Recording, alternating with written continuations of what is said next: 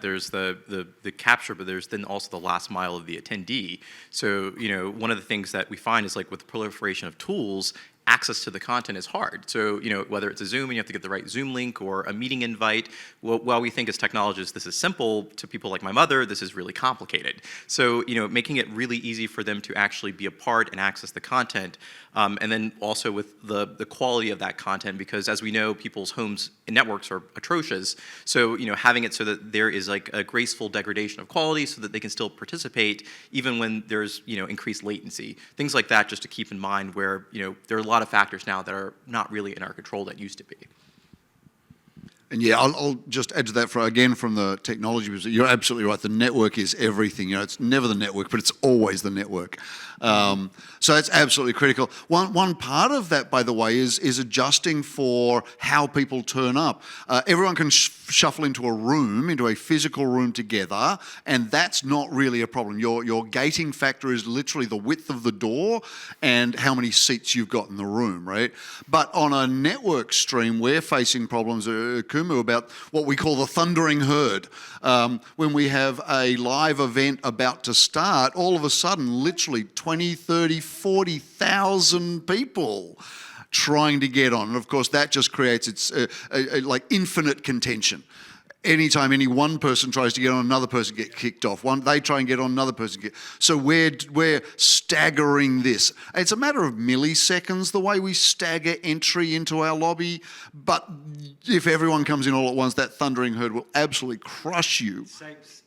Same problems for different companies, right? Yeah, absolutely. And actually, that's the most critical load test you do, I'm sure, and we certainly do at Notified, is what is your logins per second ratio, and then how do you make sure that even a millisecond delay on that's going to help you get the audience in. And very big audiences like 30, 40, 50, 60, 70,000 audiences, totally possible, and we can support them, but we're advising customers, open up the stream 10 minutes early. Yeah. And if you've got an ECDN in play as well, even more important to open up the stream so it warms all the endpoints. Interesting anecdote about opening up the stream early. I've worked in large enterprise infrastructure for a long, long time. When I host webinars or webcasts or anything, if it's about distributed systems or cloud systems, people turn up right on time or maybe a minute late. Anything to do with mainframe systems, 10, 15 minutes early.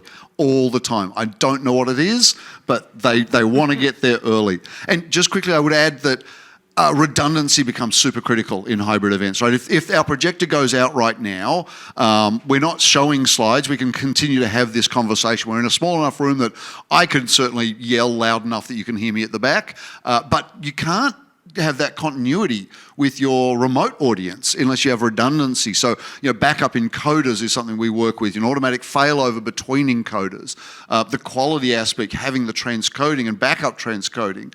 I know one of the sponsors here is a business called LiveView, who provide a whole box which is fully internally redundant, so that as long as you have a network connection, you can continue to run if a camera fails, if a microphone fails, if also. So having that level of redundancy so that when there are problems, you have that continuity, not just for the live audience, but also the remote.